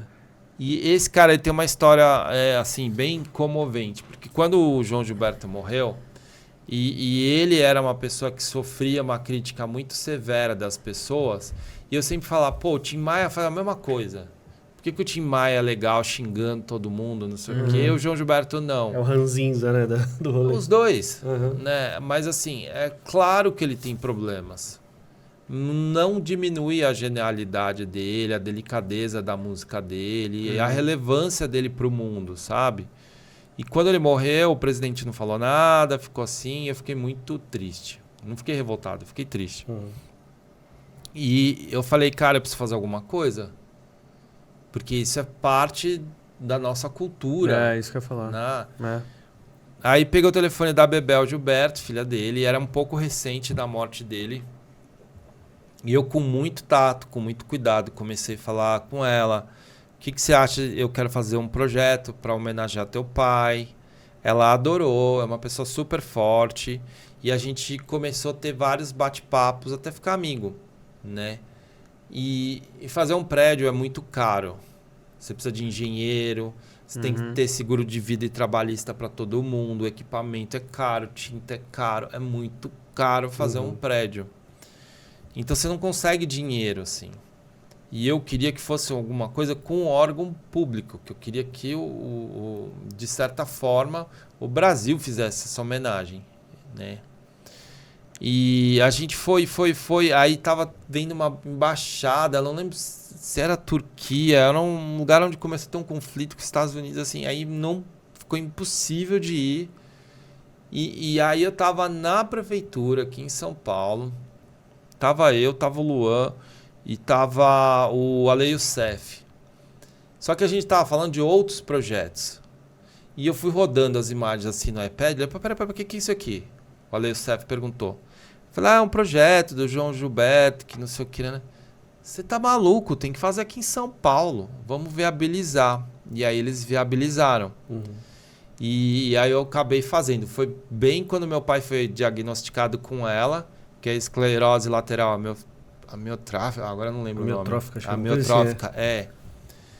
E era uma sentença de morte, né? Ainda bem que foi rápido, meu pai, porque é muito sofrimento. E tá ali para todos os pais. Então, assim, foi muito comovente para mim fazer o trabalho. Aí, depois meu pai faleceu. E aí eu fui conhecer a Bebel em Miami. E era um jantar beneficente e tal. E ela tava cantando. Aí eu olhei para ela, olhou para mim, os dois, pá, chorando. Aí a gente se abraçou, ficou chorando. E eu prometi, eu falei, ó, todo mundo vai homenagear teu pai. E até hoje todo mundo tira foto, homenageia pra ela. E pra você, como que é passar pelas suas obras? Assim, rola sempre um filme ou já virou comum? Em São Paulo, que demorou muito, né? A gente começa grafitando pela Europa, principalmente, né? Tinha aquela coisa de fazer projetos super legais e nunca mais voltar, como esse de Rotterdam. 14 anos eu nunca mais voltei lá. Eu fiz um na Áustria, que era uma homenagem aos irmãos Vilas Boas, e eu sabia, fiz assim, ó, tchau, nunca mais eu volto. E trabalhos os quais, assim, eu me empenhei muito e tive muito orgulho do resultado. Quando isso vem para o Brasil, quando isso vem para São Paulo, principalmente, né, que o maior que eu fiz foi em Fortaleza, né, no Festival Concreto. Eu posso voltar lá, como eu voltei, né? Eu fiz na Bielorrússia, voltei mais 2 vezes, mas isso não é normal. Em São Paulo é comum, mas não é sempre. Pô, vou lá no Minhocão, não.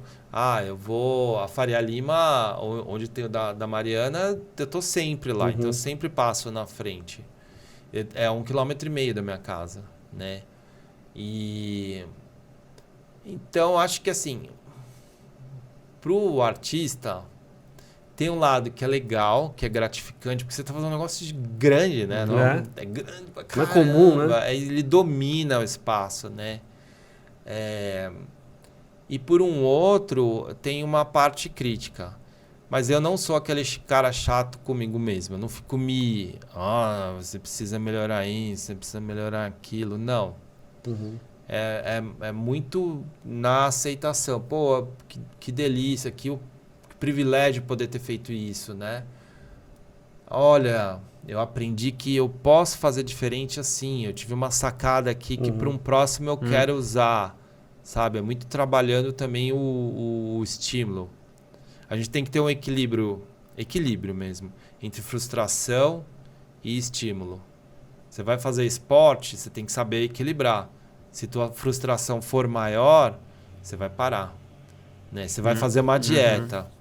Você não pode ter a frustração maior que o estímulo. Você tem que ter um equilíbrio para as coisas darem certo, né? Então, se você é muito crítico com você mesmo, você está na frustração. Aí você não tem estímulo. Perdeu o equilíbrio. E se você só tem estímulo, você é cego, né? Tem uma hora, e também tem uma hora que a obra já não é mais nossa, né? Chega a ter um limite ali, acabou. Eu falo muito disso, né? Falando, chega, acabou. Não, mas ele falou do estímulo. Não tem nada pior que uma pessoa estimulada ou motivada, mas na direção errada, né? Ou de uma forma falsa, né? O que às vezes acontece, mesmo que de forma carinhosa, às vezes acontece muito em rede social, né? Tudo é lindo, maravilhoso. Nossa, impressionante, arrasou. É legal. Eu acho que é bom, faz bem, sabe? Mas também a gente não deve se cobrar demais, porque não é humano, né? Se cobrar demais. Da onde vem isso, né? Não faz sentido. Não, aí até corrói, né? É prejudicial. E quais os seus planos aí futuro? Qual que tá pra vir aí? Olha, depois de tudo que eu passei, o livro, né? Ele é um fechamento de um ciclo, né? Todo o processo do livro foi muito difícil. Eu perdi meus pais durante esse processo. Então, você rever memórias nessa época não é fácil. Eu parava, às vezes, de trabalhar. Eu começava lá a ver arquivo, eu parava. As pessoas da editora perderam pais também. O Pedro Tinoco foi operado 2 vezes, né, no cérebro. Então, assim, a equipe, todo mundo pegou Covid da editora lá no Rio. Foi assim, sabe? Tipo, é um símbolo. E é uma sensação muito doida ter um livro. Lá no dia da abertura eu tava assim, ó. Falava com todo mundo, cumprimentava. Olhava no olho, abraçava e tal, mas eu falava, caramba, eu tenho um livro. Sabe? Pensar tudo isso que foi feito. Então, e o que envolve, né? Muita coisa, né?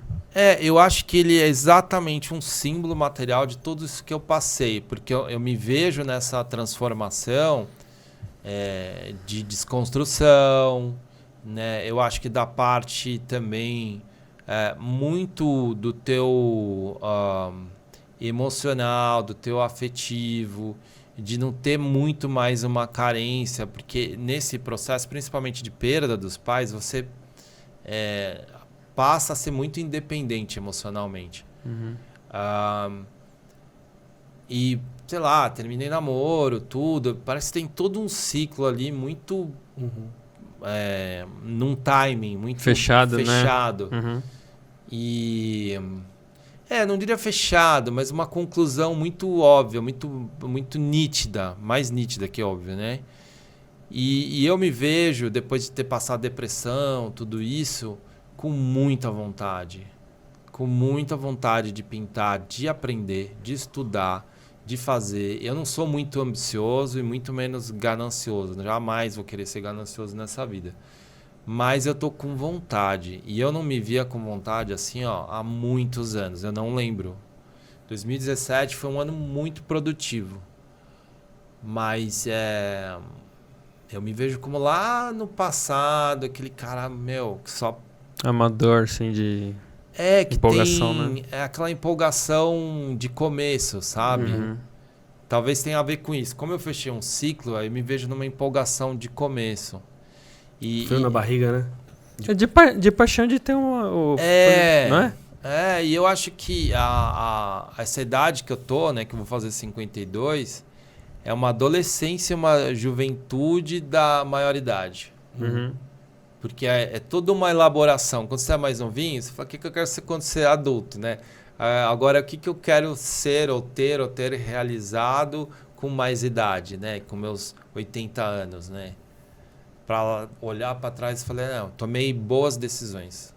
Legal. Então eu acho que agora eu tenho, tipo, recurso para isso, sabe? Tudo que a vida foi me ensinando, desde a desconstrução, desapego de um monte dessas coisas, de grana, de sucesso, de ego, de orgulho. Não.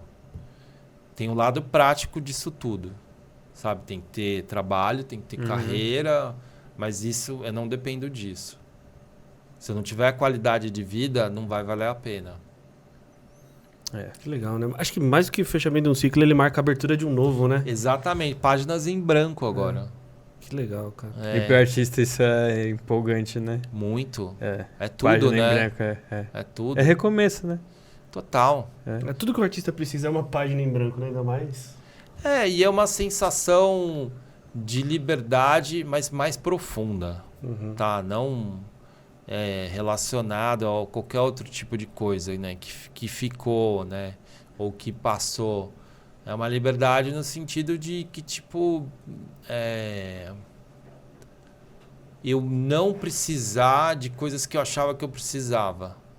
Quando eu falo da independência emocional, ela pode estar ligada a uma carência, a uma referência, né? Eu não sei vocês assistiram Barbie? Eu não assisti. Como não, meu? Eu não assisti super recomendo. Não, eu quero assistir. É muito divertido. O Ryan Gosling tá tipo, você chora de rir. Lembra muito um amigo meu que é o Prot. Você lembra o Ken? O Ken. Eu tenho um amigo que lembra bastante o ator, o Ryan Gosling. Mas o Ken tem muita coisa a ver. O que é interessante? Porque o Ken só existe se a Barbie dá atenção pra ele. E quantos homens não são assim? Principalmente uns caras, tipo, corporativão, assim, que precisa ter aquela mina modelo do lado, assim, sabe? Senão ninguém olha pra ele. É o troféu, né? É um troféu. Então eu me vejo livre de muita coisa assim, sabe? Tipo... E que bom que eu aprendi com os erros. Que bom que eu aprendi com as experiências, sejam boas ou ruins. Eu me vejo assim. E tendo muita coisa para aprender, tendo muita coisa para experimentar. Então, esse entusiasmo que eu tô. Que legal, cara. Legal, muito legal. É legal falar com gente assim, né? Nesse momento, que transparece. A gente tem muito disso aí Nesse mundo doido, né? Tão polarizado, né? Não, cara, tanta gente espalhando ódio. A gente tá vivendo experiências, até com o nosso próprio podcast aqui, do quanto as pessoas têm necessidade de falar mal, de ofender, de criticar, sabe? E aí, de repente, a gente vê que o que a gente vive aqui, pra gente, cara, a gente sempre entra aqui, eu brinco no que eu faço profissionalmente, a gente chega com o caminhão vazio e sai com o caminhão cheio. Toda a conversa, cara. E hoje não é diferente. Né? Eu conheci todo tipo de gente. Todo, sabe? Bota aí o tipo, conheci. Essa vida que eu tive de vir do underground, de ter trabalhado com banda, de ser artista. Então já vieram... eu tenho uma coisa que é engraçada. As pessoas se abrem pra mim, vêm e começam a falar da vida. Um cara que você não dava... Assim, não é que você não dava nada, mas uma profissão comum, uma coisa comum com bastante carisma. O cara assim, tô aqui... Espeto, eu vou falar a minha vida. Eu chorava.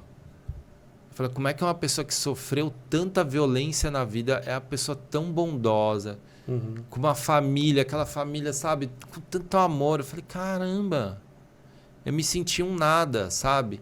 Aí eu pensava, ele é um cara que às vezes vai alguém, pede para ele fazer uma coisa, vou guardar um carro, o que for. Esse cara é gigante, eu que não sou nada. Porque ele tinha tudo para ser bandido, o cara já foi bandido. O cara, toda a violência que você imaginar, o cara passou, sabe? Viu os amigos morrendo e o cara só tem amor.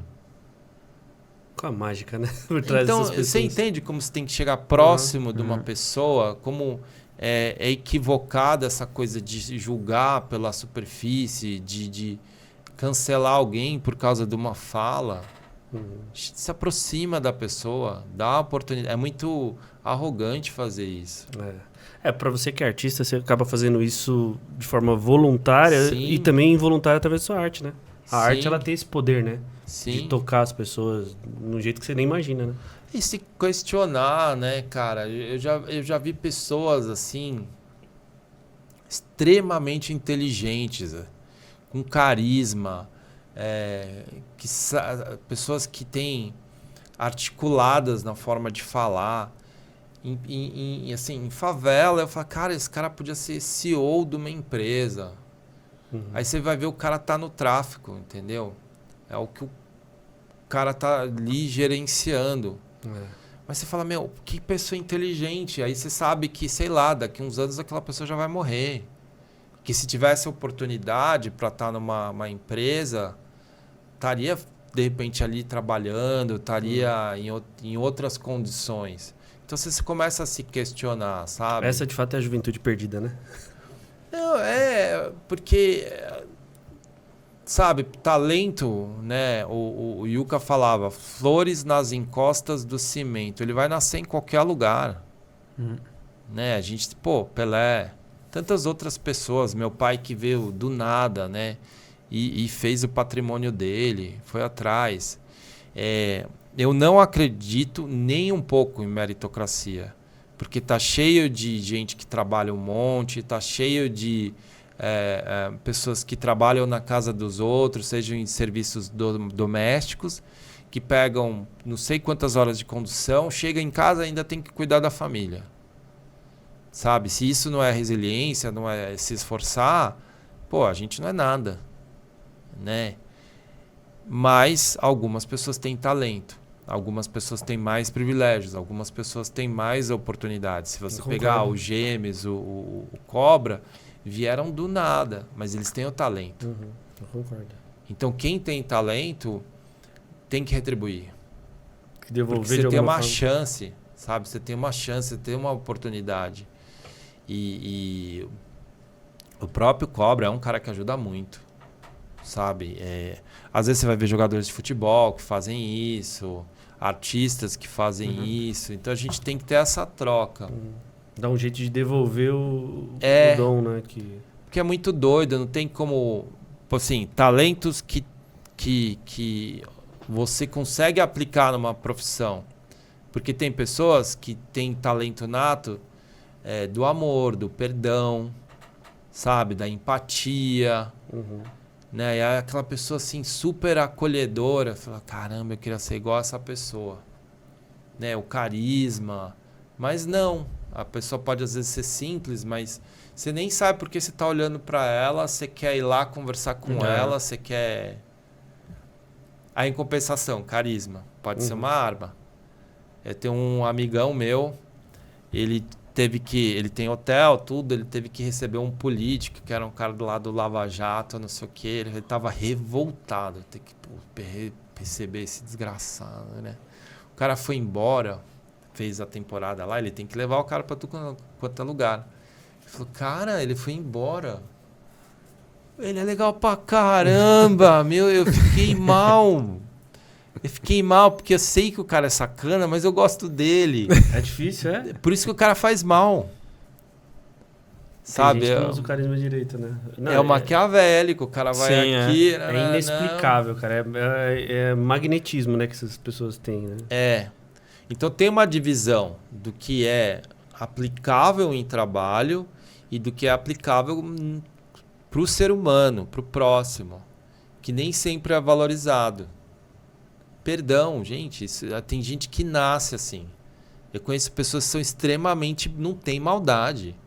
Fala, como é que pode uma pessoa ser assim? No mundo de hoje ainda, né? É nato, nasceu. Então, para ela é natural ser assim. Às vezes, algumas pessoas têm que fazer um esforço gigantesco. Tem gente que não tem peso nenhum. Ter, sabe, as qualidades de uma pessoa que não tem destaque, de uma pessoa que está lá, mas ela está fazendo bem para o entorno, para as pessoas próximas. Daí ter a proximidade, daí entender. Enquanto que outras pessoas têm talento e isso é aplicável profissionalmente, isso é rentável profissionalmente. Um atleta, um ator, uma modelo, um modelo, sabe? Ou alguém que tem uma inteligência acima do normal. Aí vai de fazer, né? Boa. Isso aí. Pô, é isso. Obrigado mais uma vez, cara. Imagina, eu que agradeço. Parabéns, né? Parabéns pelo livro e carreira a gente deixa... e livro. Livro /carreira/contexto, né? Porque aqui isso aqui Assina. É um pedaço vivo, né, da arte pra ele assinar brasileira, do grafite. Vai assinar o meu aqui. Vai Quem assinar. quiser... Não, vai assinar pra gente lembrar que foi ele mesmo que assinou o seu livro. É. E eu vou deixar um recado pra minha esposa. Não passe o dedo na assinatura, porque borra. Ela fez isso com um livro meu recentemente. É o Batistão. Do Batistão. Ela falou, esse desenho já é do livro. Eu falei, não, ele que fez. Não, mas tá perfeito. Eu falei, mas ele é... Deixa eu ver. Não, é do livro. Passou o dedo. Ela fez assim, passou a língua assim. Mas aí eu vou deixar, porque é o erro, é o imperfeito, né? Vou lembrar dessa história. Tá vendo? Eu fiz um livro que eu mandei hoje, aí no envelope, assim, eu desenhei um Beagle, que é a Lola. Uhum. Aí na hora de ir lá no correio, não deu nem tempo. A mulher pegou a fita transparente e botou em cima, assim, ó, do... Então amanhã vai chegar o desenho, tá até protegido pela fita, mas não dá pra... Caramba. Vai ter que incorporar a fita agora. Vai ter que encapar o resto.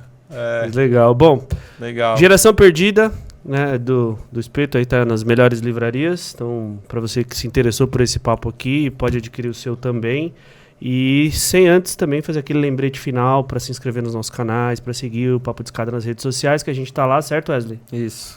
E obrigado aí pela sua audiência, pela sua paciência. Até o nosso próximo encontro, né? Entra no meu Instagram, tem um link ali da editora Arte e Ensaio, tá? O livro tá R$120. Seu Instagram, suas redes sociais, deixa aqui pra gente. Espeto, @Espeto.